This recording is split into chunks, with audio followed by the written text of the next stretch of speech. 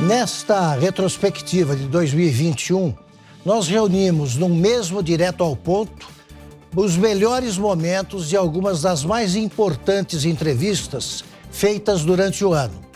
Neste primeiro bloco, vocês acompanharão trechos das conversas com o presidente Jair Bolsonaro, Luciano Hang, Mayra Pinheiro, o senador Marcos Rogério e o doutor Mauro Ribeiro.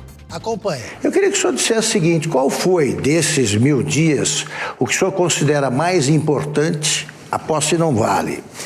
E quais são as 3 prioridades que o senhor tem para esse tempo que ainda falta para completar o mandato? O mais difícil foi formar o ministério. Não foi por falta de gente qualificada, e sim por pressões. A velha prática queria se fazer presente. Nós conseguimos vencer esse primeiro momento que me tirou 50% dos problemas da cabeça. Daí eu dei liberdade para os ministros trabalharem. Em todos os ministérios eu não indico, eu tenho o poder de veto.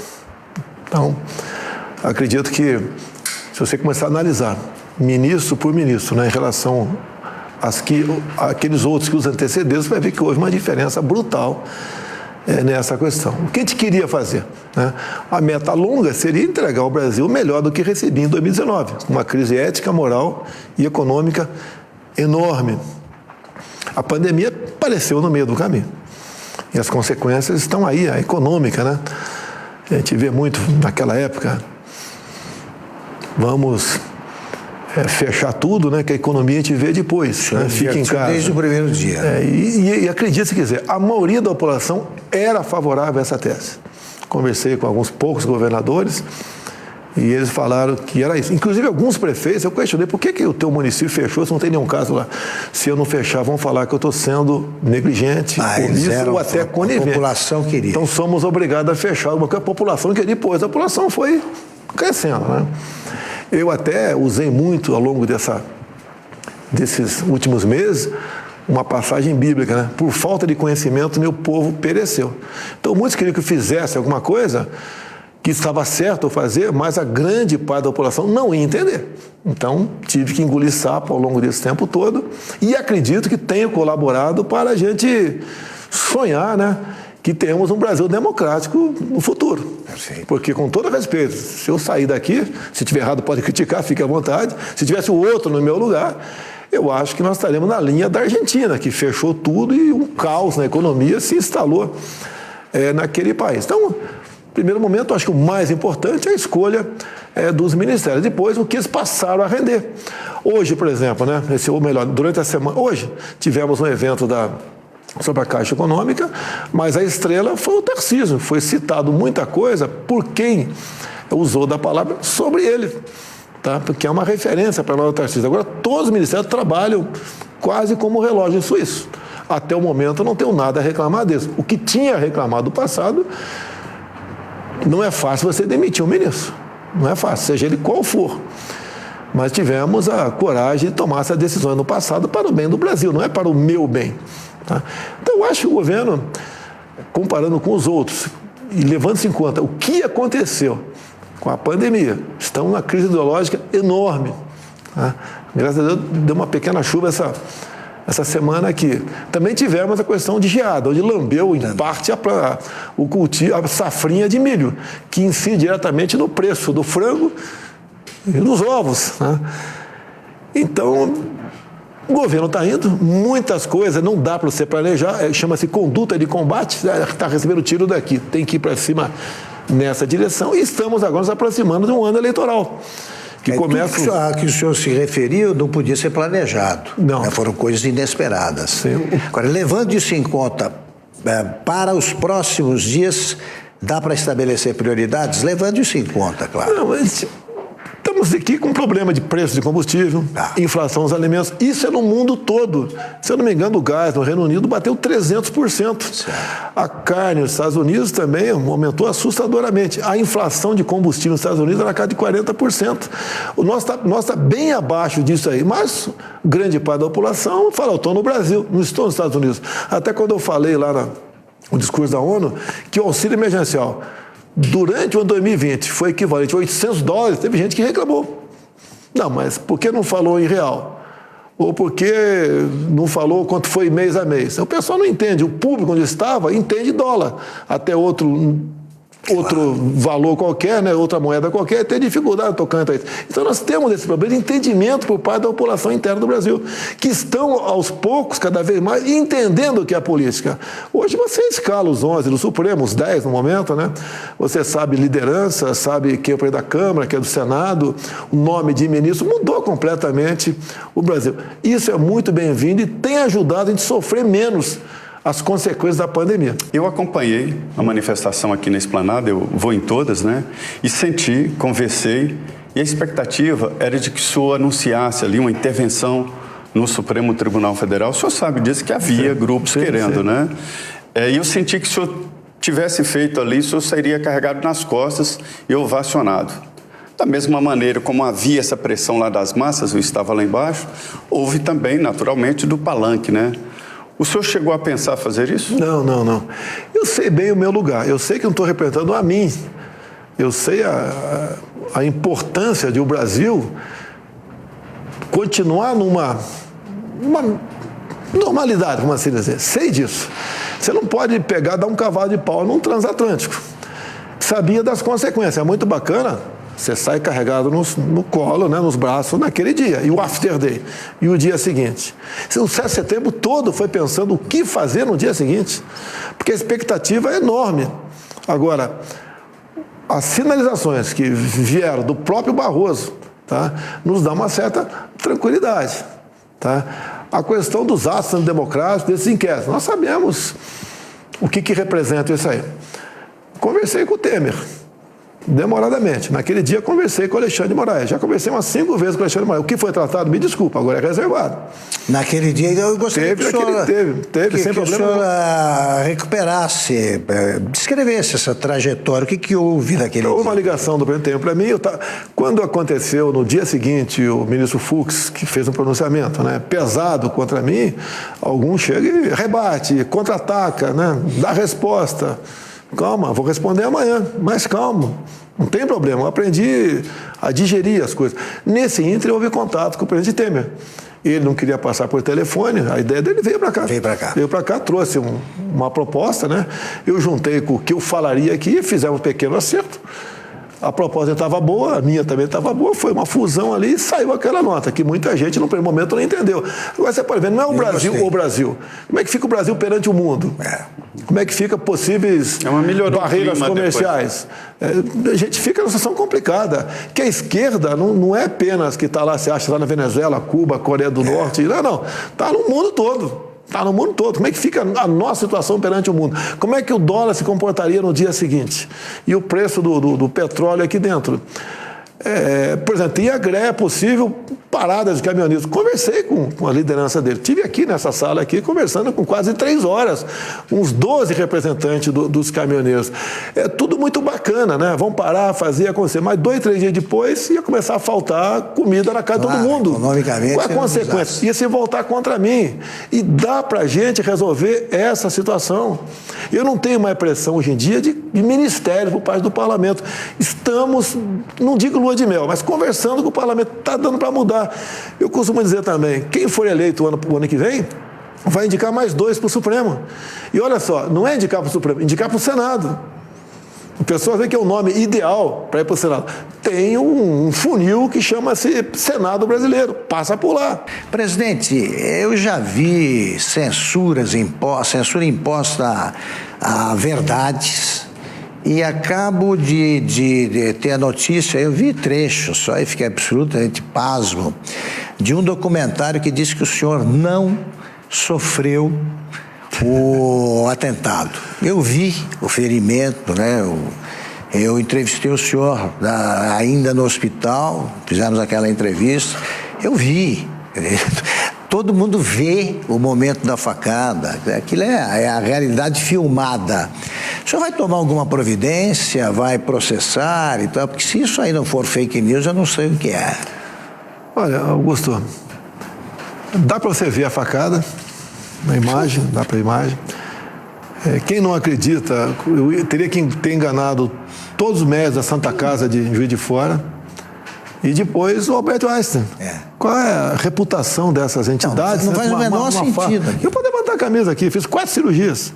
E você vê também que eu perdi, eu acho que 15 quilos, eu sou um cara meio magro, perdi 15 quilos. Agora, perdi 10 centímetros do intestino, né? Eu fiquei com a bolsa de colostomia ali por quase 3 meses. E você vê, o cara era afiliado ao PSOL.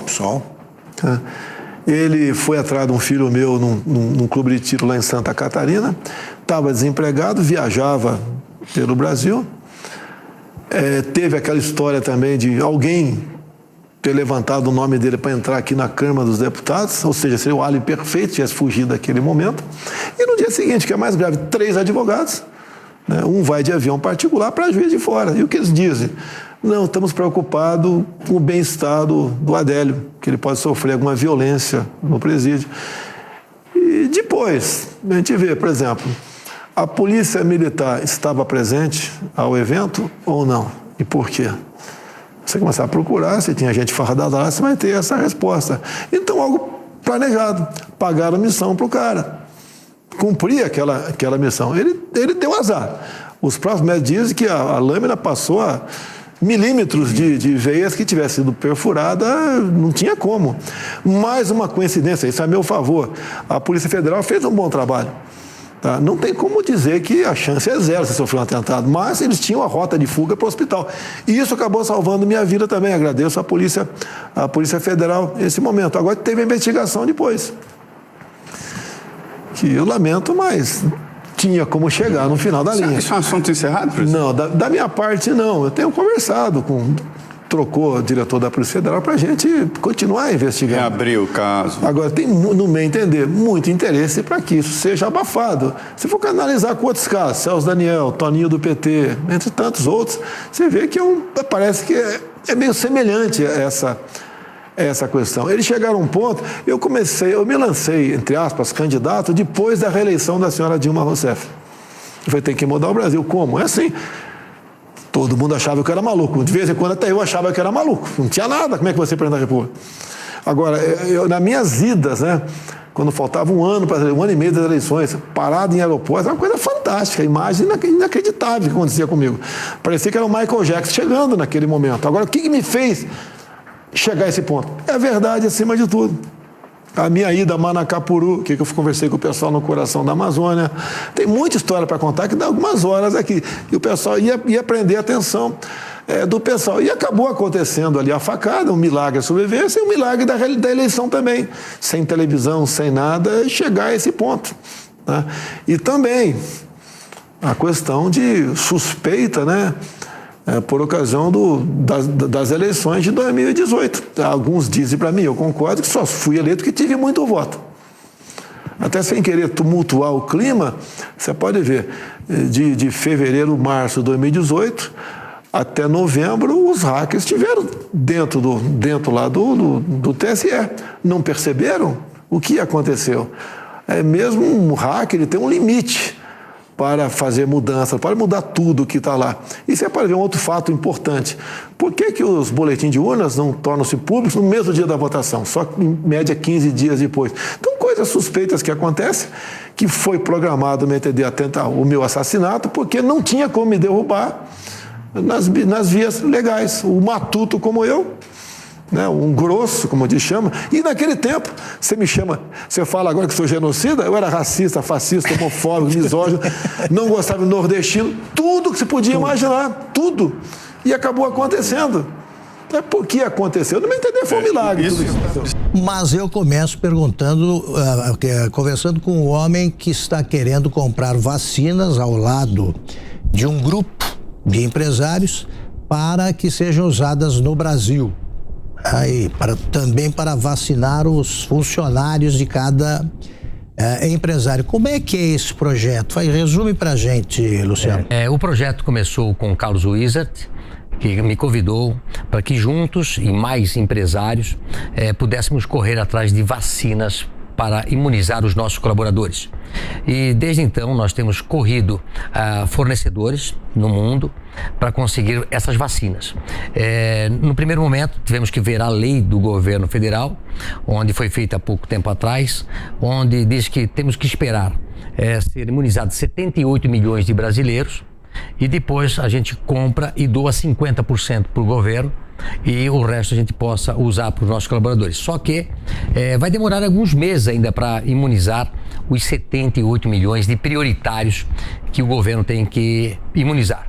E nós fomos a semana passada para Brasília, vendo a possibilidade de mudar a lei, dando a liberdade não só para nós que queremos doar as vacinas, mas também vi projeto de senadores abrindo para iniciativa privada, para hospitais, clínicas, farmácias, para que eles também possam comprar as vacinas e distribuir através de farmácias ou clínicas. Eu acho que com isso aumentaria a velocidade da imunização dos brasileiros. São diferentes vacinas, Luciano?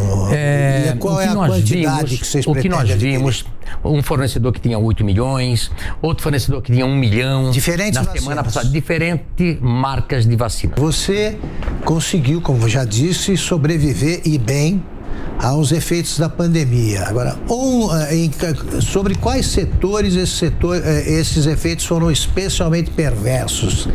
Pequenos comerciantes, microempresas? E eu vejo que o problema maior não é quem está estabelecido, o médio, o grande comerciante. O problema maior é que vive ao redor da economia formal os informais. O que vende, ali naquele meio eu notei, as pessoas que vendem uns churros, que vende um milho verde, que vende uma água, né? E me encontrou naquele dia andando, fui conversando com os comerciantes, com portas fechadas. Acredita, Augusto, que o cara tinha que atender a loja ali, meia porta, ou coloca uma fita zebrada, e o cara tem que atender o cliente ali, coisa de louco. O que falta nessa pandemia é critérios, é bom senso, é uma coisa de louco. Eu nunca vi tanta burrice nessa pandemia. As pessoas não estão pensando com a cabeça. Então, a mudança constante de ministro afetou isso? Nada, não, mas não, eu acho que não é constante de ministro. Quem cuida de Bauru não é a prefeita que tenta abrir a cidade.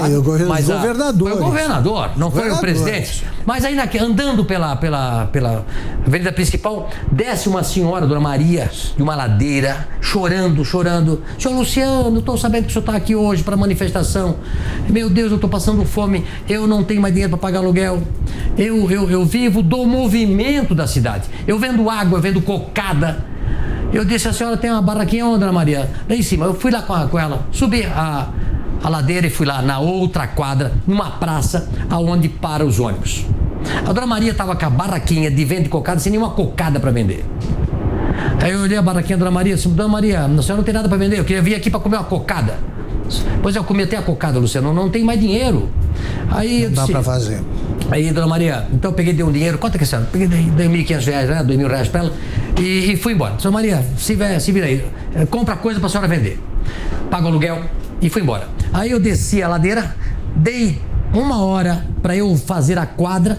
Quando eu parei, a Dona Maria já tinha com dinheiro. Ela não foi embora. Ela foi na venda da frente, no supermercado, encheu a barraquinha dela. E fez. Para vender, para trabalhar. Ela e o irmão dela, que é deficiente físico.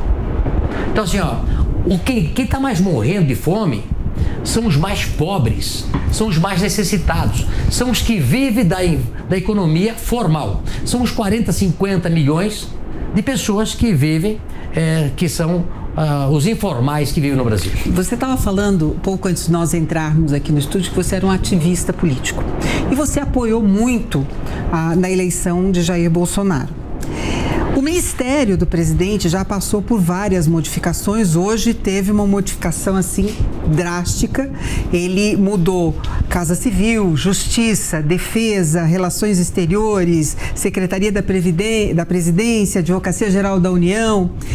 E o ministro mais mudado, que não foi dessa vez, né, foi o da Saúde. A pergunta é: Como você vê todas essas mudanças nesse ministério? Se você acha que o governo Bolsonaro está fugindo daquilo que ele pregou no início do governo, o que tem de bom e o que tem de ruim? E o que essa mudança de tantos ministros da saúde está pesando agora nesse negócio da pandemia? Olha, eu quando entrei para ser um ativista político, foi para tentar colocar lá no governo alguém que se assemelhasse àquilo que eu pensava. Então, dia 5 de janeiro de 2018, eu aviso para a população de Santa Catarina, fiz uma coletiva de imprensa, dizendo, olha, esse ano eu vou ser um ativista político, porque eu acho que o Brasil está virado de cabeça para baixo, que o Brasil precisa mudar. Não é possível que nós reclamamos e nada fizemos. Eu acho que o empresário não pode ser um coadjuvante, né? Tem que ser um protagonista, tem que ajudar esse país. Até porque nós ajudamos a carregar o piano, né? Então eu me dispus a ser um ativista político, fiquei até agosto, dia 17 de agosto, escolhendo um candidato, fiz reuniões com outros candidatos, conversei com um candidato, com outro candidato, e dia 17 de agosto opto por apoiar o Bolsonaro. E de agosto até outubro eu adentrei na campanha, né? Mas fazendo lives, fazendo vídeos, né? E venceu as eleições. De lá para cá, passaram-se 2 anos, eu não estou no governo, eu não faço parte do governo. Eu torço pelo governo, para que dê certo. Então, hoje eu estava aqui em São Paulo, vi que trocaram 6 ministros, né? 6. 6. Quem está tocando o comandante é o Bolsonaro e ele deve estar sabendo o que está fazendo. Eu acho que antes de terminar o governo é ruim dar uma nota. É ruim porque às vezes, como administrador, você toma determinadas decisões que vão refletir lá na frente. E enquanto você não chegou lá na frente, as decisões estão acontecendo, né? E às vezes as pessoas não sabem o porquê você tomou a decisão. Eu noto muito as pessoas comentarem de tudo que acontece no governo. Imagina, Augusto, que eu tenho uma empresa de 20 mil colaboradores. Se eu botasse lá um monte de jornalista, botasse um jornal dentro da minha empresa e todo dia saía matéria, falando de um, falando de outro, falando de um. Cada coisa que eu fizesse, teria alguém contra e a favor. Viraria um inferno e eu não conseguiria tocar a empresa. Eu acho que muitas vezes as pessoas falam determinadas coisas que não sabem o que está acontecendo. Um dia a Joana me ligou, eu estava saindo de uma reunião lá com o Bolsonaro, bem no comecinho do governo. Aí ela me ligou, eram umas 7 horas da noite. Luciano, como é que tá aí? Tá pegando fogo, não sei o quê. Joana, aqui é paz e amor. E aí fora é guerra e terror. Né? Eu acho que você lembra disso? Então assim, o que às vezes acontece lá dentro é diferente do que acontece aqui fora. Então eu participo de alguns grupos de WhatsApp, eu vejo muita fofoca. Eu vejo cada coisa que o governo faz é um monte de fofoca. Algumas vezes eu sei de alguma coisa, eu disse, não tem nada a ver, né? E é igual uma empresa. Quem está tocando lá na frente sabe o que está fazendo. É como você, por exemplo, eu gosto de andar de UTV, né? Aqueles carrinhos. Final de semana eu vou andar de TV. Então o cara que senta aí do lado, coitado, sofre. Mas quem está aqui no volante sabe o que está fazendo. Eu não sentaria aí do lado nunca comigo. Esse tempo atrás estava descendo um morro, eu pensei, caramba, eu não era o cara que mas nem a pau. Por quê? Mas eu sabia o que está fazendo, eu sei o que eu estou fazendo. Então eu acho que as pessoas têm que deixar as coisas andar. Se cada coisa que você fizer tem alguém para dar uma opinião, não vai. Agora, Luciano, muitos de nós se surpreendem, eu próprio, né? Nós nos surpreendemos com as mudanças, porque se esperava a mudança do Ministério das Relações Exteriores, vieram 6. Você sabia de quais? Nenhuma. Não sabia. Ô, Luciano, mas você Nenhuma. Imagina, eu acho assim, eu não vou ligar pro Bolsonaro para incomodá-lo. Eu acho que é um cara tão ocupado, mas nem a pau que eu vou perguntar e nem antes nem depois, né? Mas só dá sugestões para ele? Ah, não. Se por acaso se eu falar com ele, como acaso ele teve em Santa Catarina, falei um pouco com ele e tal, me encontro com ele, falo. Essa vez fui pro Brasília, nem conversei com ele, né? Mas é assim, sabe como é que é o negócio do Bolsonaro? Se ele diz que água faz bem para a saúde, vão dizer que água é ruim. É difícil. Como é que você se sentiu sendo inquirida e ofendida, diz o Guto, por pessoas sem ética nem moral para tanto, na CPI, evidentemente, e a Márcia gostaria de saber como se sentiu interrogada por 2 senhores investigados por corrupção. E eu acrescento, em algum momento você pensou em sair do recinto da CPI ou não? Augusto, assim, eu fui para lá para cumprir o meu papel. As pessoas me perguntaram durante todos os dias que antecederam ao depoimento na CPI se eu tinha entrado com um pedido de habeas corpus para ficar calada. E eu sempre dizia, olha, é a oportunidade que nós temos no Ministério da Saúde, eu enquanto secretária, que tive a honra de conduzir a primeira missão em Manaus para que a gente fizesse o levantamento da real situação da cidade, a gente precisava falar para a população que nós vivenciamos e precisava mostrar os trabalhos que nós realizamos à frente das nossas pastas. Então eu fui com o desejo de falar, mas durante todo o período que antecedeu o depoimento, eu recebi não só por parte dos próprios senadores, alguns deram entrevistas dias antes do meu depoimento, se referindo a mim de forma pejorativa, a capitã cloroquina. Então não era a médica que ia depor lá, não era a secretária do Ministério da Saúde. Então a sensação que você tem quando chega é que você já está condenada. E a forma como eu fui tratada, e acho que essa sensação piorou muito com o depoimento da doutora Anísia, talvez por eu estar protegida por um habeas corpus, eu não fui tão desrespeitada quanto a doutora Anísia foi.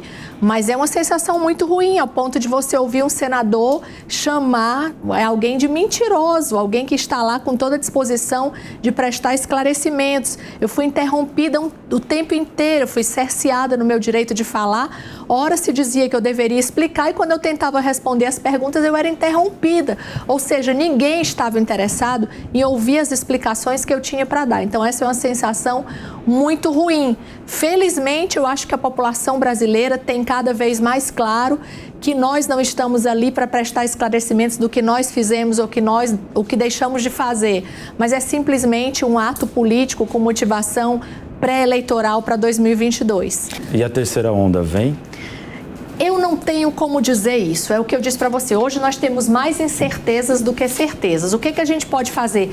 Perseguir o que nós temos para enfrentar eventuais ondas que nós tenhamos, que é a vacina, a população entender que mesmo com a vacina a gente vai ter que continuar usando as medidas de proteção individual, mantendo o distanciamento. Nós não sabemos quanto tempo nós vamos conviver com essa doença. E eu, enquanto médica, acho que a Covid vai ser uma doença endêmica. Vai passar a pandemia, porque a gente vai ter muita gente imunizada, mas mesmo nos países, e aí eu vou usar de novo o exemplo de Israel, Israel vai terminar de vacinar toda a população, mas os países do lado de Israel não conseguiram vacinar 15% da população. E as pessoas migram, elas se movimentam. Então você vai ter sempre alguém que não vacinou e que vai ser um infectante, se tiver a doença, para o restante da população com outras variantes. Então a gente vai ter que conviver com um novo momento no mundo, de uma doença endêmica nova e que nós vamos ter que nos adaptar. O que falhou em Manaus, Mayra? Manaus, Augusto, é o retrato do SUS dos últimos anos no Brasil. A gente já falou dos leitos, foram mais de 40 mil leitos fechados. É o retrato da corrupção que mata muito na saúde, de recursos desviados, de falta de respeito ao trabalho dos profissionais. Manaus, enquanto secretária no Ministério da Saúde, eu recebi dezenas de vezes os representantes do Amazonas, do Sindicato dos Médicos do Amazonas, de representantes da enfermagem, dos médicos, mostrando a situação de precariedade do trabalho dos profissionais, atrasos salariais, vínculos precários. Então, se você me perguntar, foi uma conjuntura de fatores. E isso não acontece só lá, acontece no Brasil inteiro, mas quando você tem o contexto de uma nova variante, que foi o que aconteceu lá, de medidas ambientais precárias, de autoproteção, e você tem uma precarização do trabalho, desvios com corrupção, isso faz o caos acontecer mais rapidamente do que em qualquer outro local. Quando a pandemia começou, no interior do Amazonas, em todo o interior, havia um leito de UTI. Aí não pode dar certo. Senador, o que nos incomoda, nós jornalistas aí que acompanhamos esses casos, é a possível impunidade dos governadores que se meteram aí no chamado Covidão, né? Que isso aconteceu, está comprovado, houve desvio de dinheiro destinado ao combate à pandemia por parte de prefeitos, governadores. Isso não vai ser investigado mesmo com a prorrogação do prazo de vigência da CPI? Augusto, eu espero que seja investigado. Esse tem sido o nosso trabalho na CPI desde o começo. Nós começamos ali tentando levar a investigação para o caso do Consórcio Nordeste, porque é um caso mais emblemático, você tem provas, evidências, tem dinheiro pago, dinheiro público, né, por 300 respiradores que nunca chegaram e a população sofreu. Roubaram muito, essa é que é a verdade. Passaram a mão, né? Esse é o fato. E a população sofrendo. Quem teve que ir nos estados do Nordeste e levar respiradores para suprir esses que foram comprados e não entregues, foi justamente o Ministério da Saúde. Nós queremos que a investigação chegue lá. Só para você ter como ideia aqui, ó, algumas operações da Polícia Federal, da CGU, apontando para o que aconteceu nos estados. Santa Catarina, por exemplo, 200 respiradores, 33 milhões de reais. Isso aqui gerou a abertura de um processo de impeachment do governador. Acabou sendo, em razão de um voto, não foi aberto o processo lá, mas está sendo investigado, né? Rio de Janeiro deu cassação do governador. O caso do Iabas, os hospitais de campanha. Não foram construídos. Um absurdo. E foram pagos. Foram. Então, assim, você teve escândalos graves nos estados, né? Ceará, respiradores comprados por 34,7 milhões. Polícia Federal estima lá mais de 25 milhões de reais desviados, né? Além de outros estados, o Pará, 50 milhões para respiradores do estado também investigado pela Polícia Federal. No Amazonas, compraram respiradores de uma loja de vinhos. Superfaturado. O relator da CPI, lá da Assembleia do Amazonas, esteve na CPI da pandemia, ele disse o seguinte, que compraram os respiradores superfaturados, há provas, há evidências, e pagaram de maneira indenizatória. Então, assim, nós temos muitas evidências de crimes que aconteceram. Bom, São Paulo teve o caso dos respiradores chineses. A CPI não vai investigar? E Araraquara? Araraquara pagou por respiradores que nunca foram entregues preço de carro importado. Então o prefeito como é que faz? Ele não entra nisso aí porque depende da Câmara Municipal. Qual é o raciocínio do Eu entendo o seguinte, Tribunal, do Supremo? Eu entendo o seguinte, o Supremo disse que nós não podíamos convocar governadores. Eu penso que pela mesma lógica que o Supremo impediu a convocação de governadores, impediria a convocação de prefeitos. Agora, aonde tem recurso federal, há competência federal para investigar. Isso aí. Porque se você tem operações da Polícia Federal, por que você tem operação da Polícia Federal? Porque tem recurso federal. Se fosse recurso do Estado, seria a Polícia Civil. Você tem operações do Ministério Público Federal, da CGU, e você tem a ação do Tribunal de Contas da União. Como é que o parlamento, através de uma CPI, não pode investigar? Ou você diz que todos os demais, né, Polícia Federal, CGU, MPF, não podem, ou então, se todos eles podem, a CPI pode também. E tanto é verdade que esses documentos já foram requisitados e estão em poder da CPI. Se você pudesse convocar qualquer pessoa para depor na CPI, porque o depoimento é importante, e não existisse nenhuma restrição, como as restrições impostas pelo Supremo, quem o senhor convocaria? Um nome? Carlos Gabas. Do consórcio Nordeste. Porque para mim é o caso mais escabroso e com evidências fartas. É um caso escandaloso. Ali, naquele caso, deveria ter muita gente presa. E não tem.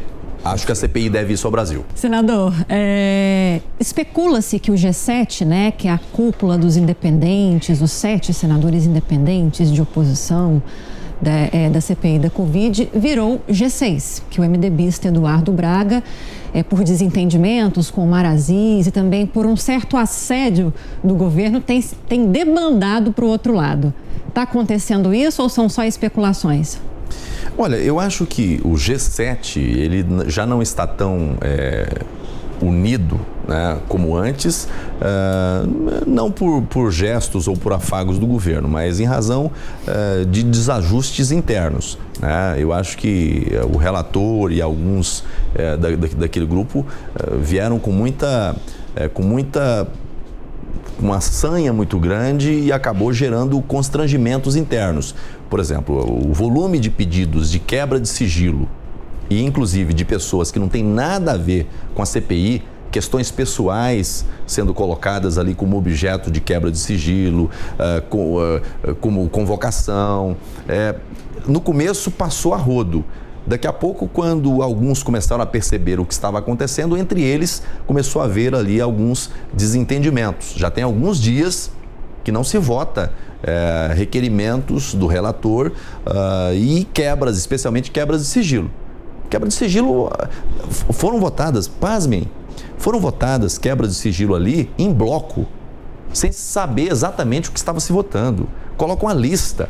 Tem uma lista de quebra de sigilo apresentada pelo relator, que ele coloca os nomes, né? E aí embaixo coloca lá um comando genérico, apurar eventuais crimes tal, relacionados à pandemia. Quebra de sigilo. A quebra de sigilo é uma possibilidade? É. Mas depois que você esgota todas as outras hipóteses, né? A oitiva da testemunha, né? A busca de documentos, se for preciso colocar frente a frente e fazer uma acariação, a acariação. E aí depois você vem com a medida mais invasiva, porque é uma medida que vai afetar garantias constitucionais. Mas ali não. Chegou um ponto que primeiro manda quebrar o sigilo, manda vasculhar, bisbilhotar a vida da pessoa e depois se identificar alguma coisa, você toca a investigação. Eu acho que isso acabou gerando atritos entre eles. Hoje, eu acho que tem ali talvez um G6, mas para alguns temas não tem G6 mais. E para o espectador é interessantíssimo, né? Assim, os que estão a favor permaneçam como estão, aprovada, né? É isso.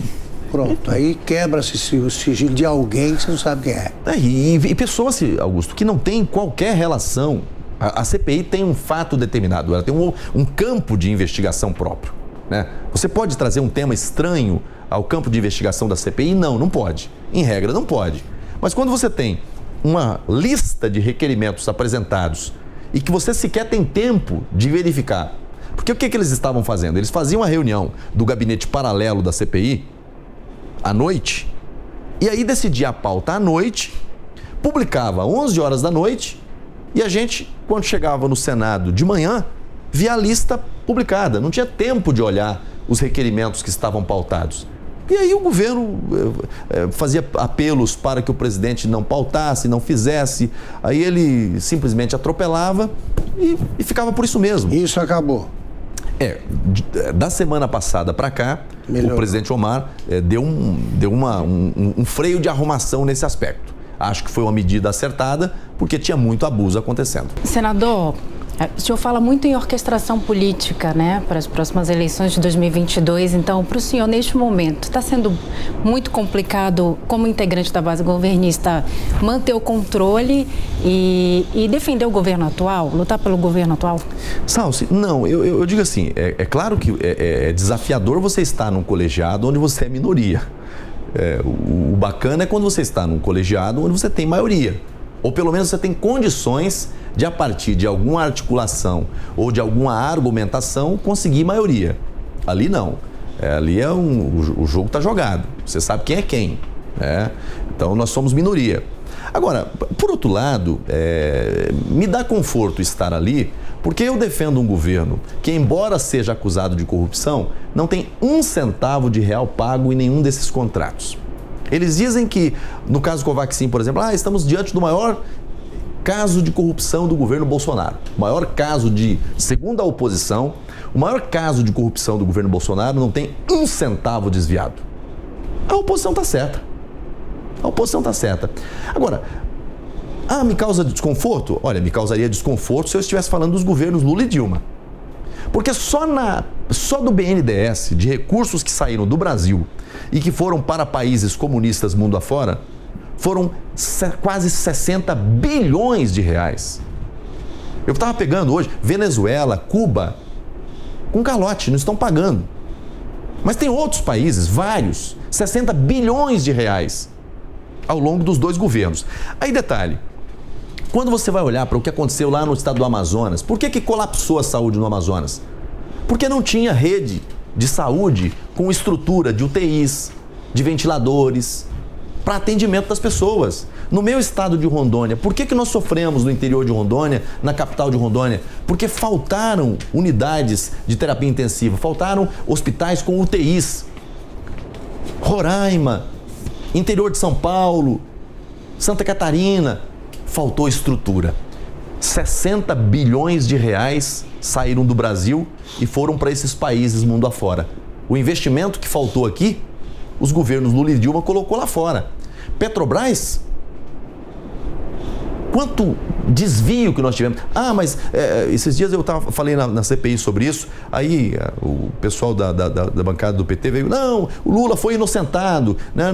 A justiça reconheceu que ele era inocente. Não reconheceu inocência, não reconheceu inocência. Ali, o elemento de fundo, ali o argumento de fundo, foram vícios processuais, não é inocência. Vai dizer que o que o Paulo Roberto Costa fez no caso da Petrobras, quando ele confessa e começa a devolver.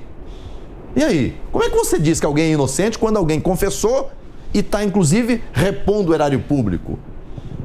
Severo, Youssef e tantos outros. Então, assim, dizer, tem dificuldade de defender esse governo?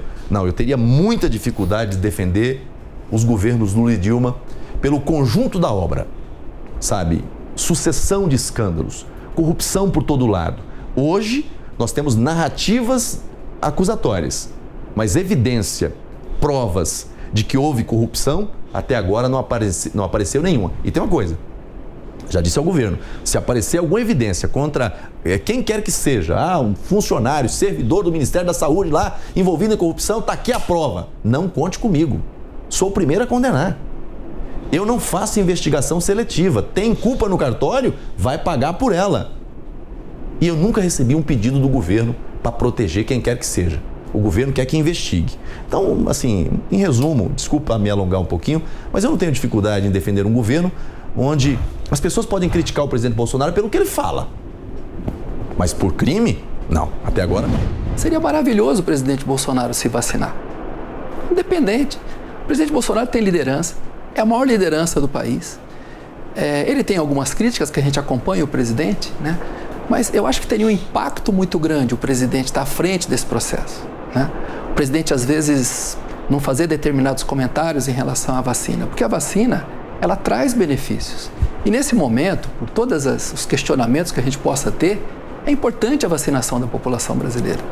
Claro que os casos estão caindo, né? E aí fica uma análise difícil de fazer. Porque, não, é a vacina, é a vacina, é a vacina. Gente, o Amazonas já teve dois surtos no Amazonas. Contaminou, matou, diminuiu. Não tinha ninguém vacinado. O segundo, que foi a P1 que surgiu lá, foi uma catástrofe. Matou, caiu. Quer dizer, qual é a causa? Pois é, como é que a gente interpreta isso? Então aí diz o seguinte, não tem imunidade de rebanho, não tem imunidade de rebanho, não tem imunidade... Aí eu fico pensando lá, mas como que não tem imunidade de rebanho? Saiu um trabalho agora, vários. O Ministério da Saúde de Israel publicou, a gente já tinha visto, né, que a pessoa que tem Covid tem 6 a 7 vezes mais anticorpos do que quem é vacinado. Se uma pessoa que tem Covid tem 6 a 7 vezes mais anticorpos do que uma pessoa que é vacinada, como que a vacina dá imunidade de rebanho e a pessoa que se contamina não dá? São os questionamentos que a gente faz para nós mesmos. Aliás, é a pergunta. Porque é uma coisa que não tem lógica. Quando se fala em eficácia de vacinas, a gente fala de análises clínicas, né? São pesquisas aí coordenadas com voluntários, né? Em várias fases. Para a gente saber efetivamente como a vacina vai se comportar na vida real, na população, que a tal efetividade é só na prática, né? Que é o que a gente está vendo hoje. E nesses cálculos iniciais de efetividade, eles estão percebendo que é bem possível que seja necessário uma terceira dose das da maioria das vacinas, e até da Janssen já se fala de uma possibilidade de ampliar aí a proteção com uma segunda dose. Muita gente, a gente estava conversando, né, Leda, queria tomar a Janssen porque seria só uma dose, mas é possível que isso seja ampliado também. A própria Anvisa já autorizou, né, estudos aí clínicos de uma terceira dose da Pfizer, da AstraZeneca. Em Israel, as aplicações já estão acontecendo em idosos, então não é nem mais uma questão de crença, né, doutora? É uma questão, uma realidade que vai se confirmar. E tem vários trabalhos que são dúbios, né? Então, por exemplo, não se sabe ainda. A gente tem que dar tempo para pobre da ciência, coitado. A gente tem que ter calma, porque nós queremos todas as respostas e tem gente que fica evocando a ciência, mas, repito, a doença tem 1 ano e meio. Então, por exemplo, tem um grande especialista, que é o Dr. Renato Kifuri, que nós chamamos o Dr. Renato para ir no CFM, né? Uma pessoa que tem um domínio amplo sobre essa matéria. E ele foi questionado, quer dizer, qual a titulação de anticorpos que é necessário para prevenir a doença? Não se sabe. E essa possibilidade de reunir vacina da gripe, pensando justamente nessa possibilidade com a da Covid, porque estão sendo feitos estudos nesse sentido. O senhor acredita que isso seria possível? Eu sei que sem estudo é difícil, mas eles não sabem, né? ainda nem como não sei. As pessoas não sabem nem as pessoas não sabem ainda, Lívia, nem se quem tomou a vacina A pode tomar a terceira dose da vacina B. Alguns já falam que é bom misturar, inclusive, né? Então vamos esperar que a ciência vai nos dar essa resposta, essas respostas. Mas tem gente misturando essas vacinas já no mundo, não tem? Ainda não. Uruguai, mas estamos caminhando para isso. Eu vou seguir, então, na questão da autonomia médica, para perguntar para o senhor, porque o senhor falou muito da politização, falou da judicialização também desse tema, né, da relação médico-paciente.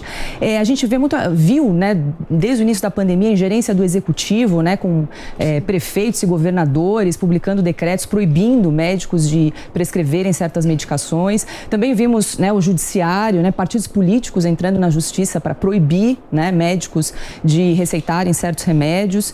E também eu queria adicionar um ingrediente que são as empresas de tecnologia, doutor Mauro, que conversando com alguns médicos, especialistas, baniram, né, publicações em redes sociais, derrubaram pesquisadores que estavam fazendo lives que falavam determinados tratamentos, determinadas medicações. O Conselho Federal de Medicina tem alguma posição com relação a essas empresas de tecnologia, essas redes sociais que acabaram banindo determinados posicionamentos com relação a certos tratamentos para Covid? Sim, Paula, com certeza. Então, como eu falei anteriormente na pergunta da Leda, quer dizer, todo mundo fala sobre tratamento de Covid, menos o médico. Não, mas eram médicos falando e eles foram banidos. Não, mas eu digo o médico da ponta, porque na realidade, essa coisa de tratamento precoce, você tem excessos dos dois lados. Nós temos excessos dos dois lados. Pessoas que abominam o chamado tratamento precoce e pessoas que idolatram o tratamento precoce. Qual foi a posição do Conselho Federal de Medicina? É uma doença que ela não tem tratamento na fase inicial. É diferente dos outros tipos de... Então, o Conselho Federal de Medicina foi muito cobrado em relação à fosfetanolamida. Era uma medicação que foi colocada para tratamento de todos os tipos de cânceres. Os cânceres têm diferentes linhagens com diferentes tratamentos estabelecidos. Tratamentos cirúrgicos, tratamentos clínicos ou tratamentos combinados. Nós estamos falando de uma doença diferente. A Covid, ela não tem tratamento. Ela não tem tratamento na fase inicial. Ninguém sabe tratar a doença. Procura o seu teste positivo, por exemplo. Procura o senhor, o que o senhor me diz? Aí, eu vou te dizer aquilo que cada um acredita dentro do pouco que existe na literatura. Então, o senhor, posso chamar de você, né, Mauro? Pode, claro, sem dúvida. Como aqui eu estou num papel institucional, Augusto, eu vou me manter naquilo que o Conselho Federal de Medicina colocou no parecer. Eu não vou dar minha opinião pessoal. Eu vou colocar a opinião institucional do Conselho Federal de Medicina. As posições, elas são legítimas, totalmente legítimas. O que nós fizemos? Como é uma doença que não tem tratamento, existe a autonomia do médico e a autonomia do paciente. Então, você tem médicos que querem tratar com o chamado tratamento precoce e pacientes que não querem ser tratados com o chamado tratamento precoce. Você tem pacientes que querem ser tratados com tratamento precoce e médicos que não querem tratar com tratamento precoce. O que nós fizemos? Vamos delegar para o médico, dentro do consultório, ele e o paciente, para eles, de comum acordo, decidirem qual o tratamento que vai ser feito. É a autonomia do médico. Por quê? A medicina hipocrática, ela tem 2 grandes pilares. Se nós perdemos um desses pilares, acabou a medicina. Mas não é no Brasil, não, é no mundo. O primeiro pilar da medicina hipocrática é o sigilo médico. Então, se eu estou consultando a Lívia, o que a Lívia falar para mim vai para o túmulo junto comigo. Eu não posso abrir o sigilo da minha consulta com ela em hipótese alguma. Esse é o primeiro pilar. E o segundo pilar é a autonomia do médico. O médico ele tem que ter autonomia. E aí parte da empresa fala assim, mas como autonomia? Não tem limite? Claro que tem limite. Tem limite aonde? Na ética e na lei. E obrigatoriamente tem que visar a beneficência e jamais a maleficência. Então, é principiológico. Dentro desses princípios, o médico pode agir dentro do legítimo interesse do paciente, dentro da sua autonomia, em comum acordo com o paciente. Em relação a essas empresas Big Techs, eu acho que o Brasil, em algum momento, ele vai ter que... Porque é preocupante. Aí eu vou avançar um pouco na minha resposta. Eu vou responder como presidente do CFE, mas também como cidadão. O Brasil vai ter que definir qual é a função dessas empresas. Elas regulam ou elas não regulam? Elas são totalmente abertas. Porque o que nós vemos, e aí não vai defesa de absolutamente nada, são 2 pesos e 2 medidas. Em que um lado não tem censura e o outro lado está sendo censurado. Não só nesse aspecto, mas em tantos outros. Né? Então isso é preocupante. É preocupante em relação ao momento que nós estamos vivendo no Brasil, em relação ao próprio estado da democracia brasileira.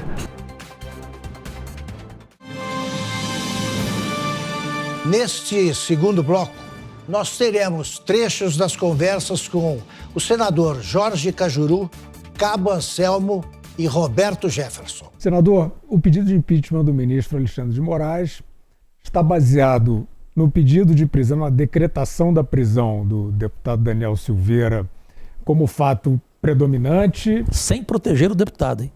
Sim. Fique bem claro. Sim. Pois é, eu gostaria justamente que o senhor explicasse, quer dizer, as razões para o pedido de impeachment. Tem esse fato dominante, tem algum outro fato na conduta do ministro Alexandre de Moraes que tenha motivado esse pedido de impeachment? Ilza, temos tudo. Você deve se lembrar dele aqui em São Paulo como secretário de Segurança Pública, o Augusto se lembra muito bem.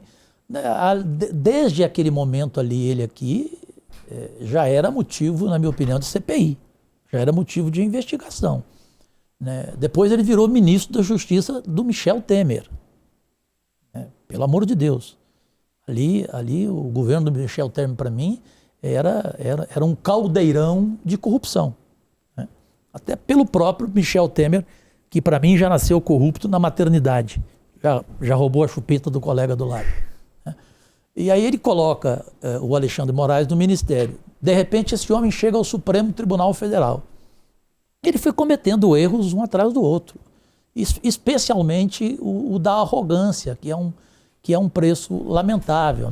A arrogância, para mim, é o maior defeito de uma pessoa. Eu aprendi isso com João Saldanha.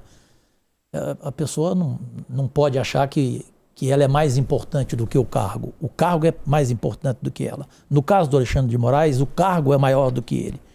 Então, os erros dele foram claros, factuais, e foi fácil fazer o embasamento juridicamente para pedir o impeachment dele. Tanto que me parece que foi o Jorge que falou, não, foi a Paula. A Paula que falou antes do programa começar, que ela chegou a ver o embasamento do pedido, perfeito? Então, esse embasamento do pedido colocou o Brasil para votar, na minha opinião. É isso que vai mexer com os senadores. Porque senador fala que não está nem aí com rede social, Augusto, mas é mentira, Fiuza. Eles morrem de medo de rede social. Morrem de medo. Então, a população brasileira agora é ela que pode provocar o primeiro impeachment. Teve algum na história do Brasil? Não. De ministro do Supremo, não. Não. Então, você imaginou? O primeiro impeachment da história do Brasil. Ele tem tudo para acontecer. E ele não é querido lá dentro do Senado Federal pelos pássaros. Por quê? Te digo rapidamente. Como dizia Gandhi, pássaros e porcos não sentam na mesma mesa. Eu já estou voando. Lá você tem pelo menos uns 6 voando. Tanto que sempre o placar é 6-5. Esse placar virou história lá. Então, os porcos que estão do lado dele. Não é querido no STF. Entre os 11. senhor diz, Entre os 11. Então ali tem muita gente torcendo pro impeachment dele. Entendeu? Como a CPI da toga, tinha muito ministro a favor. Não era todo mundo contra, com medo. Entendeu? Ministro do Supremo. Do Supremo. Tinha muito ministro a favor. Eu sei porque na época o pedido foi feito por mim, com apoio de todos os necessários 27 senadores, mas aí começou a ter aqueles que eu falei, né, que pediam para retirar uma semana depois, né? Então eu acho que não vai ser o pedido do Cajuru, não vai ser o trabalho feito pelo Coppola em relação a quase 2 milhões de assinatura. Eu acho que vai ser a população brasileira. É uma reação popular. Exatamente. A sociedade é que vai tirar esse homem do Supremo e depois, por vez, nós temos que chegar no principal deles, né? No vendedor de sentenças, né? No ministro que pede cabeça de jornalistas, e aqui está Augusto Nunes. Ele pediu várias vezes e o Augusto já falou isso publicamente e ele não reagiu. Verdade. Ele é covarde, não respondeu ao Augusto, porque é verdade. Então ele é useiro e vezeiro em fazer isso, o Gilmar Mendes. Esse a gente tem que chegar nele também, né? Porque a população brasileira tem essa sede, né? Seria um bem para o país e, para mim, seria o fim do meu mandato. Eu poderia renunciar, entendeu? Com isso e com o centro diabético que eu criei e que o presidente Bolsonaro sancionou para todo o Brasil, o diabetes gratuitamente, né, no SUS, com essas duas ações, eu acho que eu não preciso fazer mais nada. Posso voltar para casa. Pergunta é essa. Esta alma do Senado, que o senhor já conhece em parte, de alguns críticos que em público fazem até a crítica, mas dizem não tem jeito, não passa, não há caminho para isso. Como é que o senhor acha que isso vai acontecer a partir deste evento de hoje? E eu queria acrescentar a sua pergunta. O cargo de ministro do Supremo Tribunal Federal é político. Será que é por isso que o político também age dessa maneira, né? Bom, são duas colocações importantes. O grosso da pergunta do Fiuza me faz recordar aqui o que pensa um Lazier, um Álvaro Martins, um Alessandro Vieira, um Girão, uma Leila do vôlei, que são, não Álvaro, mas os demais novos, né, que são da nova geração, que lá chegou com uma expectativa da população que fosse fazer alguma coisa. Então, a gente ouve isso, não sei se você vai me dizer quais são os senadores que deram entrevista, dos senadores mais antigos. Você não ouve isso dos novatos. Um novato desse perfil que eu te falei aqui, tem outros também, os novatos não vão dizer para você não passa. Nesse caso do Alexandre de Moraes especialmente por causa da reação popular, certo?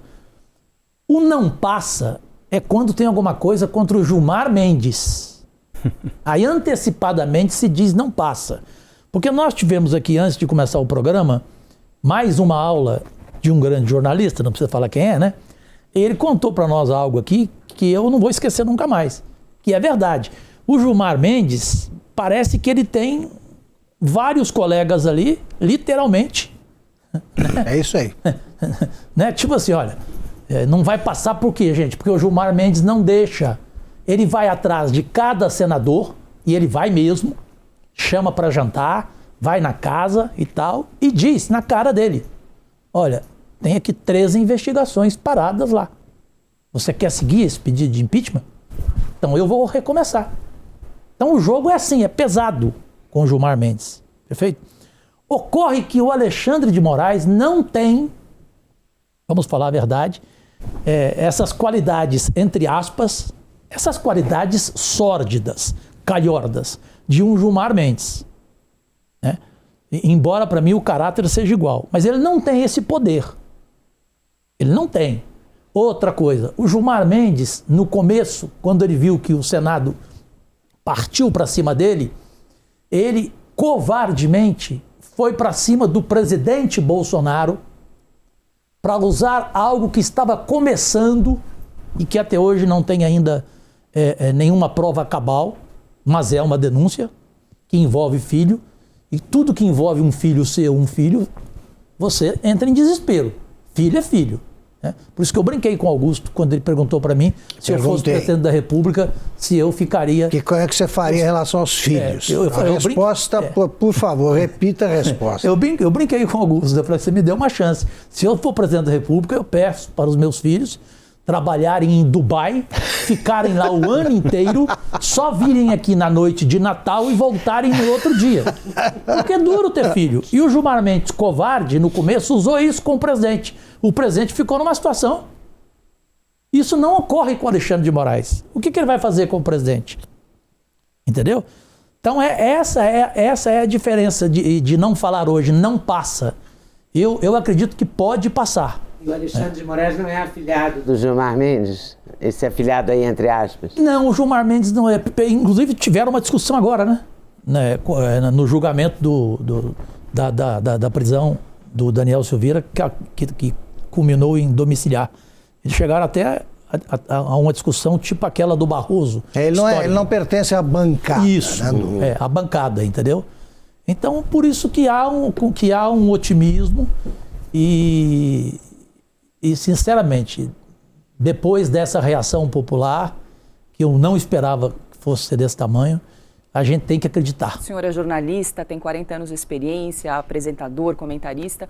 Como é que o senhor avalia o papel da imprensa na cobertura política desse governo do presidente Jair Bolsonaro? Olha, eu fiquei 40 anos na televisão brasileira, em carreira nacional. Saí dizendo que parte dela foi para mim um chiqueiro. E que eu saí desse chiqueiro sem levar pelo menos o cheiro. Ou seja, nem ao menos o cheiro. E assim quero sair da política, porque eu não ficarei mais do que um mandato, porque eu sou contra a reeleição, apresentei um projeto, inclusive, para o fim da reeleição. Eu penso o seguinte, no começo, eu via como normal. Ou seja, o presidente batia e levava, bateu, levou, né? Agora, a imprensa, ela é, como dizia o Leonel Brizola, parte dela, ela é muito rancorosa, né? Ou seja, ela guarda rancor no freezer, né? E aqui eu vou dizer sem nenhum problema, eu sei que vou ficar mais marcado do que já sou na família Marinho, né? A família Marinho não esquece. Então, o presidente foi avisado por várias pessoas, né? Eu cheguei a falar para o presidente, porque eu tenho respeito por ele, exatamente porque ele aceita ouvir uma opinião sua. Eu cheguei a falar duas coisas para o presidente. Uma, presidente, pare de brigar com o João Dória. Aprenda aquilo que o Fernando Henrique Cardoso falava, só brigue por cima, não brigue por baixo. O João Dória não tem nem caráter para ser seu adversário, né? E o senhor está simplesmente levantando o João Dória. E ele pensou bem e falou para mim. E cheguei a falar para ele sobre alguns veículos de comunicação, porque ele começou a bater de uma forma errada, né? Ali você tem o direito de não dar publicidade para quem você não quer, correto? Mas aí você tem que entender que o dinheiro não é seu, o dinheiro é do contribuinte. Então você tem que fazer publicidade através de mídia técnica. Como você não vai anunciar, por exemplo, na rede Jovem Pan de rádio, né? Com a força que ela tem em rádio, no YouTube e tal. Como você não vai anunciar com um grande jornal, com uma grande revista? Você pode manter a briga, né? Mas sem chegar a esse nível. Porque mexeu em dinheiro, mexeu no bolso, mexeu no faturamento das empresas de comunicação que tiveram que demitir. O senhor está com 79 anos. Não, senhor, com 80. 80 anos já fez, né? Parabéns. O senhor está dizendo que está dando a sua última entrevista. Sim, senhor. E o senhor também admite que é um grande ator, algo essencial para um agente duplo.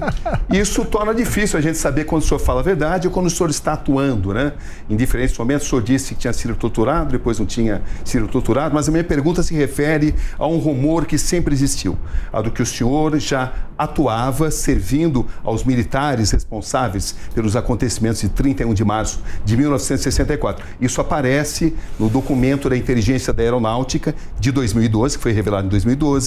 Isso aparece também no depoimento do ex-diretor do DOPS, Cécio Borer, que fala que o senhor era um agente treinado para técnicas de infiltração. Talvez seja essa a sua última oportunidade de falar se isso de fato acontecia. Se a ida a Cuba já era algo planejado, se o próprio discurso dos marinheiros era algo planejado, enfim, é uma última chance.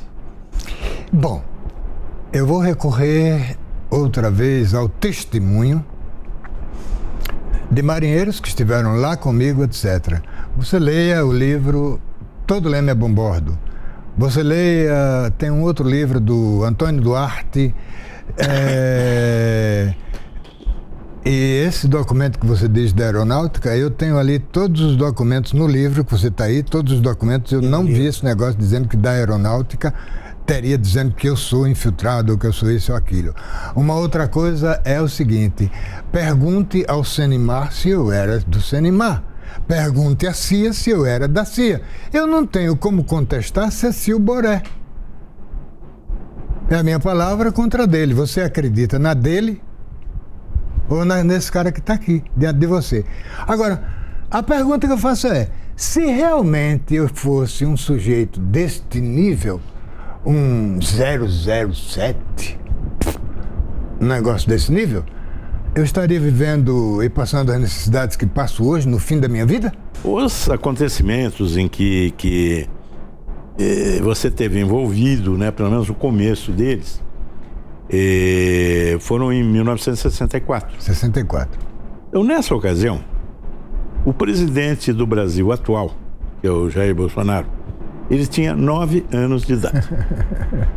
Então, passou um bocado de tempo, né? De lá para cá. Uma diferença tão grande que o nosso presidente, imagina, ele nem sabia o que estava acontecendo em 64. Agora, você acha que tem alguma possibilidade de ter alguma coisa parecida com o que houve naquela ocasião? Não, não. Eu não vejo de maneira nenhuma que no mundo atual, a coisa geopolítica, tá? Eu estou falando da coisa geopolítica. Se você for fazer alguma coisa nesse sentido, a economia vai sofrer, nós vamos sofrer, pode haver uma invasão e coisas outras. Invasão? Como assim? Você tem a França dizendo que vai entrar para a Inglaterra dizendo que vai entrar para isso, para aquilo. Você tem as ONGs todas que estão aí na Amazônia, CIMI, e vai por aí. Quer dizer, e eles próprios, os governantes, eu acredito, né, devem ter informações a que nós não temos acesso para poder tomar as suas decisões. Então são decisões que muitas vezes os comuns dizem, tá ruim, tá isso. Mas não, poxa, eles têm muito mais informação do que nós todos aqui juntos, e mais, e mais, e mais. Ou não seriam governantes. Ou não seria, por exemplo, o pessoal do Exército que tem serviço de informação, da Marinha que tem serviço de informação, da Aeronáutica que tem serviço de informação, a BIM e todos esses organismos, eles estão interligados. Não, mas objetivamente, Anselmo, naquela época, por exemplo, você tinha agitação nos quartéis e tal. É possível reviver essa agitação? Não, não acredito. Não acredito. De modo nenhum. A esquerda, VPR, Marighella, é um bando de fantasmas aí que, mais uma vez eu digo que pouca gente tem a menor ideia de quem foi, né? Mas você diria que ainda existe gente de esquerda hoje parecida com o seu tempo? Ou qual é a diferença da esquerda de hoje com aquela? A esquerda daquele tempo era idealista, era romântica. A esquerda atual é economicamente interessada. Interessada em ter emprego público? Em poder, poder e grana. Mas o que há de romantismo em ações violentas? O romantismo nos levava a fazer aquelas organizações. Aquelas organizações eram direcionadas e empurradas, se é para Cuba, para repetir a Revolução Cubana, aprender a atirar e a matar. Ou seja, criar 1, 2, 3, muitos Vietnã. Mas isso te parecia uma coisa razoável na época? Não parecia, Gus, mas acontece o seguinte, em Roma como os romanos, o que é que eu ia fazer? dentro daquilo. E eu queria voltar para o Brasil. Como? Eu digo, no tempo que você estava ainda, antes de ir para Cuba, todo esse processo, essa esquerda, né, que você acabou de descrever agora, como romântica, era uma esquerda que estava envolvida com o crime. Eles assassinavam as pessoas. Não. Matavam gente, roubavam um banco. Não, peraí. Nós estamos falando de 64. Isso começou depois de 64, 67. Eu estava na cadeia, em 67 saí da cadeia e fui mandado para Cuba. Voltei em 71, quando toda essa porcariada já estava terminando. Deputado, o senhor está dizendo aí que o presidente Jair Bolsonaro ganhou a política, ganhou a presidência da República e não detém poderes, força exatamente para governar. Eu não disse isso. Traduziu. O Olavo de Carvalho diz o seguinte, que chegar à presidência da República não é chegar ao poder, mas um meio de chegar ao poder. O senhor me leva a pensar que o senhor traduziu assim quando o senhor disse que ele precisa do centrão para governar. Enquanto se ele fosse o poderoso, se ele fosse o presidente com poderes totais, ele não precisaria. Precisa. Então, essa máxima do Olavo de Carvalho de que chegar à presidência não é chegar ao poder, mas é o caminho, né? O que é preciso fazer? Quais são os caminhos a percorrer para que esse grupo que ganhou a eleição não precise mais de negociar com o Centrão? Não há como ele fazer isso. Ele vai ter que negociar sempre.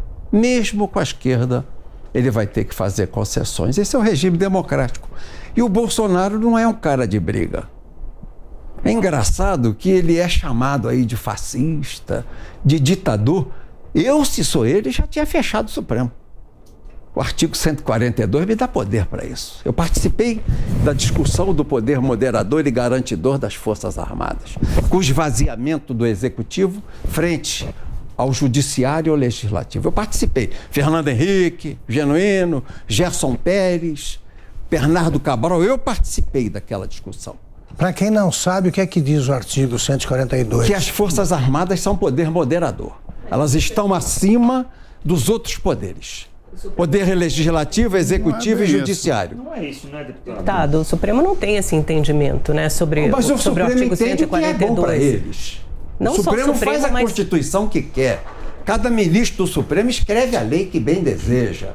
Ali não tem mais nenhum respeito à carta que foi votada em 88. Cada um é uma Constituição. O Gilmar entende um troço. O Melo, o de Melo, Collor de Melo, o Marco Aurélio de Melo entende de outro. Já aposentou. O Fachin entende do outro. O Xandão, maridão da dona Vivi, entende de outro. Então...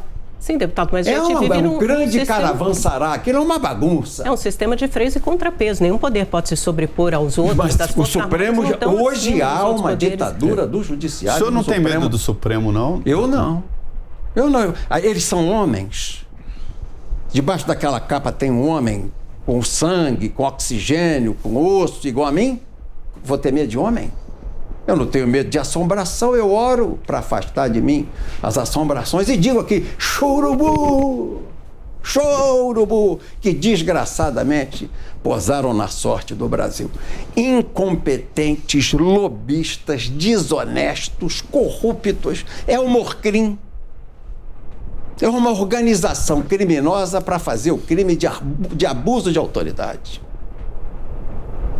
Eles ficam, pode processar. Eu já estou respondendo lá um monte de processo de indenização moral. O senhor foi condenado, né? Os imorais, fui condenado, graças a Deus. Graças a Deus. Fechar o Supremo não chama golpe? Não é fechar, é trocar. Mas tem previsão constitucional? Tem o poder moderador. Isso é uma questão, eu sou da linha do Ives Gandra. O Ives Gandra sustenta isso, pode trocar, limpa e põe gente nova. Eu colocaria só juízes de carreira, com compromisso com a toga, com a justiça, com a balança da justiça. Esse negócio de lobista eu não colocaria mais. Qual seria? Como é que foi que chegou lá o Barroso, Boca de Veludo, Globo? Como é que chegou lá o Fachin, Joerley Batista? Pô, como é que chegou lá aquela do Rio Grande do Sul? Aquela ministra... Rosa Weber. Rosa Weber, era amiga do Carlos, marido da Dilma, amiga ela nem juíza do Tribunal Regional do Trabalho, que é juiz de segunda linha. Mas até aí o André Mendonça também não é juiz, é amigo tinha a palavra de todos ali. Aqui, mas o André Mendonça é um advogado de carreira. Eu não faria dele o meu ministro, eu faria de um juiz de carreira. A minha torcida é o presidente do STJ, doutor Humberto, ou o desembargador William Douglas. Esses eu torço. Você está falando, eu falo com você francamente. Eu não poria um advogado, mais um advogado. Ali é o registro. Chega. O único juiz que prestou concurso para a magistratura foi o Fux. Acho que o Lewandowski. Não. O Lewandowski era advogado. Advogado, é verdade. Todos os e o outros... outro também, aquele aqui de São Paulo, que era advogado do PT. O Toffoli prestou e foi reprovado 2 vezes. Notório saber jurídico. Nenhum foi juiz de carreira. Existe alguma alternativa jurídica que não dependa do Senado? Porque ao Senado cabe abrir processo de impeachment contra a ministra do Supremo. Mas não abre. Né? O presidente do Senado tem interesses milionários, bilionários no Supremo. O Pachequim, como ele é conhecido em Minas, carinhosamente, o Pachequim, senador Pachequim, é advogado das empresas que soterraram com aquelas minas, aquelas pessoas lá em Minas Gerais. As barragens. Aquelas barragens. Ele é o advogado das empresas. Aquilo dá Vale. Como é o nome da Brumadinho? Ele advoga as empresas que construíram aquelas barragens que mataram soterrados na lama, Augusto!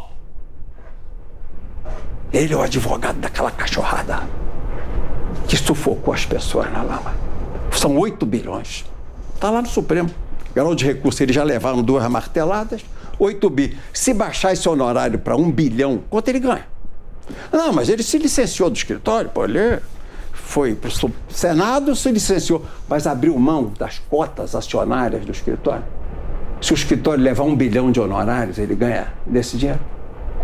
Como é que um homem desse, o Pachequim, pega 3 milhões de assinaturas de pedido de impeachment aí do Xandão, do maridão da dona Vivi, e arquiva?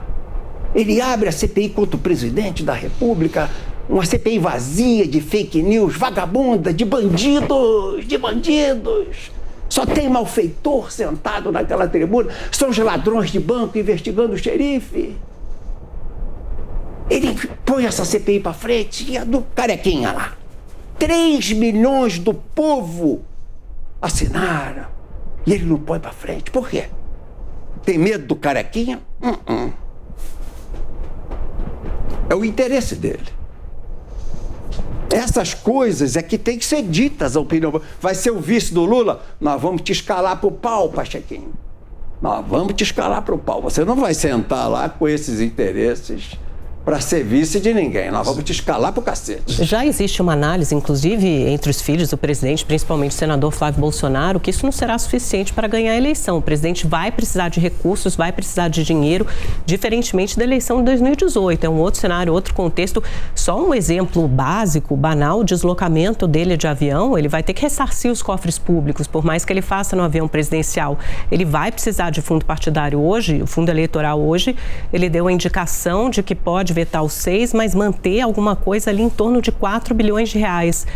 Para a base dele, isso será considerado um assinte também, porque é menos que os 6, mas é o dobro dos 2 bilhões de 2020, né? Você descontando a inflação, veja o que o povo vai compreender. Eu, por mim, não faria o fundo público.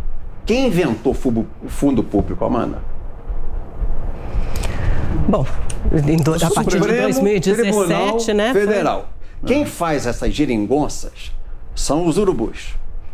Quem inventou esse troço aí, fundo público? O Supremo. Mas depois de tantos casos de desmandos e corrupção com dinheiro de empresa. De corrupção é pegar dinheiro público para botar na eleição? Exato.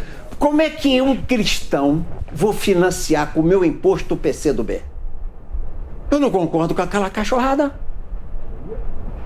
Como é que o meu dinheiro, o teu salário aqui, que deve ser um salário pequeno, mas que você paga o imposto de renda, o Zanini, que deve ganhar também um pouquinho lá na Folha, você, Trindade, do teu dinheiro que você financia PCdoB, PSOL, PT,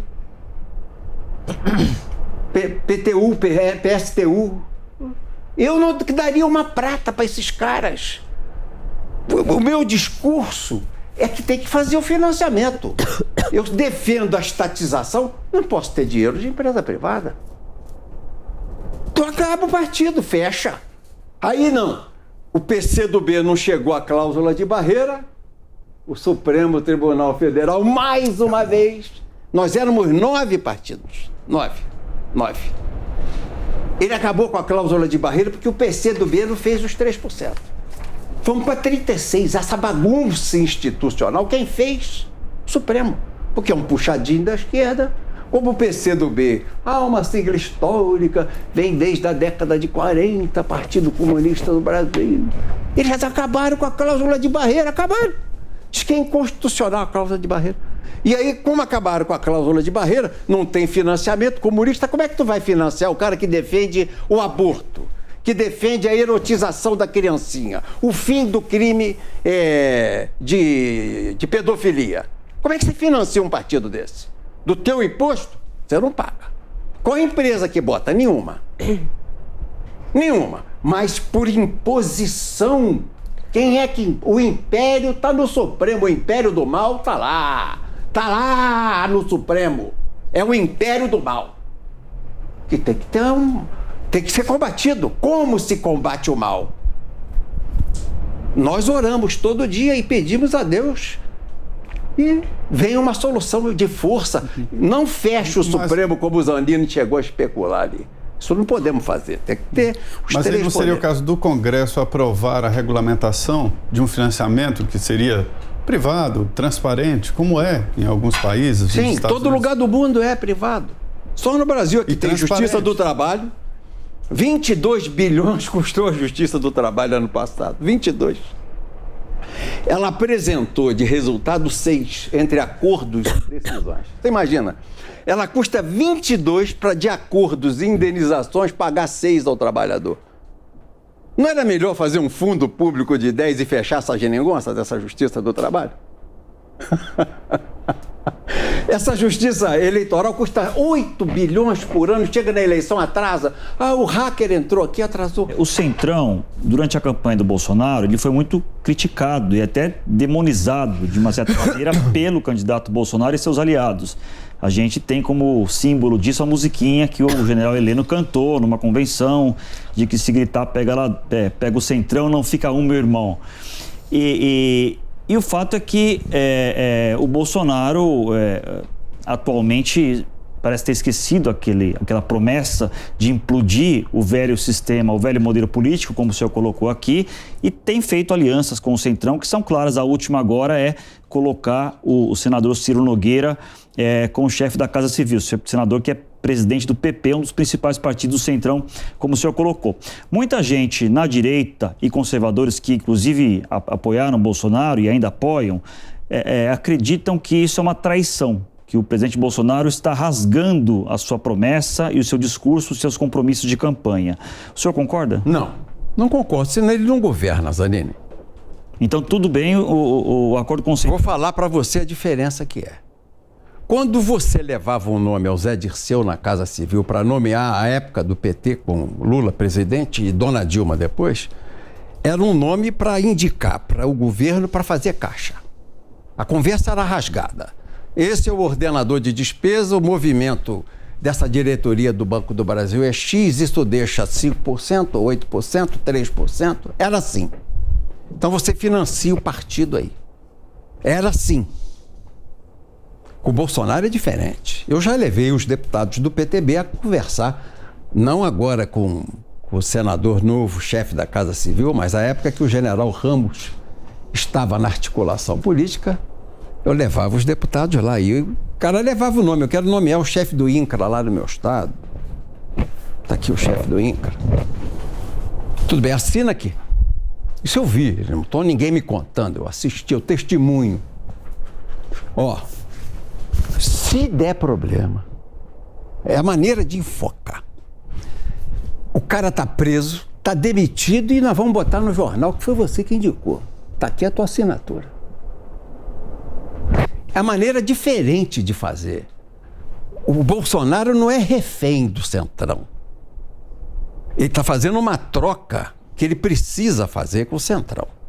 Porque senão ele acaba empichado na Câmara dos Deputados. Não se esqueça que o presidente da Câmara é do PP.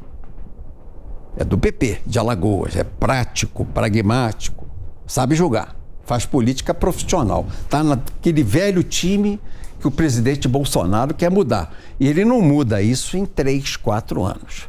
Uma república que vem viciada de 30 não se modifica. O senhor acha que ele errou na campanha de atacar de maneira tão dura, ele, presidente Bolsonaro, o sistema político? Porque Mas ele prometia todo mundo na campanha relação. radicaliza o discurso. Eu me lembro do Lula bater duramente e no final, quando ele chegou com chance, teve que fazer uma carta de compromisso e lá em Nova York com os banqueiros, foi lida na Associação Comercial, lá na Câmara de Comércio Internacional em Nova York, o compromisso dele com o liberalismo. Porque ele batia tanto em todo mundo, acusava todos de ladrão, todo mundo era ladrão para o Lula. Mas depois, todo mundo que acusa fica exposto, ficou o rabo dele de fora e ele é o ladrão au concurso. Se houvesse carnaval naquela época do Clóvis Bornai lá no Rio, ele era au concurso, o Clóvis Bornai. Ele já saía, era o campeão no desfile. O Lula é au concurso do concurso de corrupção. Ninguém roubou tanto como o PT e o Lula. Esse é campeão. Mas o Bolsonaro fez o que tinha que fazer para ganhar. Ele demoliu, ele cercou aquele esquema que havia, bateu. E ganhou a eleição. E vem devagarinho, com toda dificuldade, construindo um governo honrado e honesto. Na sua avaliação, nesse cenário de polarização, Bolsonaro e Lula, o senhor, que devem ir para o segundo turno os dois, imaginando, o senhor acha que Lula é fácil de ser batido? Não sei se fácil é a palavra, mas o senhor tem tranquilidade de que no segundo turno Bolsonaro vence Lula ou Lula é um opositor muito duro para o Bolsonaro no segundo turno? Não, eu penso, biblicamente, essa luta espiritual, ela se trava num campo superior, é o mal contra o bem. Porque você repare, quem é que está com o Lula? LGBT, drogado, traficante, assaltante de banco. Esse é o povo do Lula. Você coloca LGBT no mesmo nível que drogado, traficante? Coloco. A demolição moral da família. Coloco. Isso não é homofobia? Não tem homofobia nenhuma. Coloco. É a demolição. Eles querem demolir estruturalmente a família. Colocar a mulher numa posição de capacho. Hoje, a agenda da esquerda não é uma agenda de trabalhismo, é identitária. Ela quer julgar a mulher contra o homem. Quer apassivar o homem, quer virilizar a mulher. Quer dizer que a criança não tem mais nome. Faz o exame de ultrassom, não é Maria nem João. É um gênero. Está ali, é o que eles defendem. É o que eles propõem. É essa luta que está aí colocada todo dia para a gente assistir. Isso é o quê? Desconstrução da família cristã. Eu queria ouvir o senhor sobre o que é para mim a mais estranha forma de negacionismo. Por que tanta gente ainda nega a existência do mensalão e do petrolão, na opinião do senhor? É uma técnica de marketing, né? Não admitir nunca a culpa. Mas eles sabem. Gente aparentemente com a cabeça em ordem, que sabe raciocinar, diz, não houve, não aconteceu. Augusto, tua pergunta é tão pertinente. Eu tenho guardada uma gravação do programa do Lula como presidente da República, com a mandíbula dura, com a boca dura, de tensão, pedindo desculpa pelos erros do mensalão. Eu tenho guardado, eu tenho essa fita guardada, eu gravei, essa eu tenho gravada, essa é a memória minha. Não, a imprensa tem isso aí, mas essa eu salvei. Eu não sabia, com a boca dura, quando dá aquela tensão que o cara não sabe soltar, não sabe fazer exercício para soltar, não aprendeu. Com a boca dura, peço desculpas, esses erros eu não sabia que havia. Agora nega, fica negando. Mas naquele momento de fraqueza que ele andou costeando o alambrado, beiradeando a fronteira para cair, se o Fernando Henrique tivesse empurrado, Se o PSDB naquela época houvesse peitado, o MDB tivesse peitado, não feito negócio, porque o MDB naquela época fez negócio, tomou conta do governo. Se não tivesse feito negócio e partido para fazer o que fizeram com a Dilma, que o Eduardo Cunha fez com a Dilma, o Lula tinha sido empichado. Ele estava para cair. E aí ele foi dizer que não sabia, com a boca dura, assim, tenso, com a boca dura. Ele que é tão solto, tão se expressa com tanta liberdade, mas naquela hora ele não conseguiu falar com autenticidade, com liberdade. Então nega, porque vão continuar negando até o fim, para não dizer essa nova geração que eles erraram gravemente no passado. Este foi o resumo do Direto ao Ponto de 2021. Nós esperamos você em 2022. Até lá. Realização Jovem Pan News.